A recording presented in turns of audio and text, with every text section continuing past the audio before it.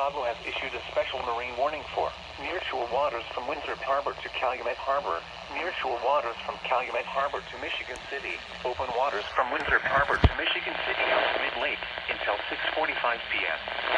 At 4:43 p.m., severe thunderstorms were located along a line extending from near McHenry to near Ottawa, moving east at 35 knots.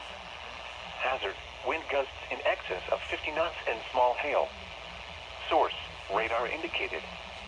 These storms have a history of producing damaging winds across north-central Illinois. In fact, boats could suffer significant structural damage in high winds. Capsized in suddenly higher waves. Locations impacted include Henry Harbor, 31st Street, Monroe Harbor, Burns Harbor, Calumet Harbor, Winthrop Harbor, Indiana Harbor, Montrose Harbor, Waukegan Harbor, Vernon Harbor, and Hamlet Marina.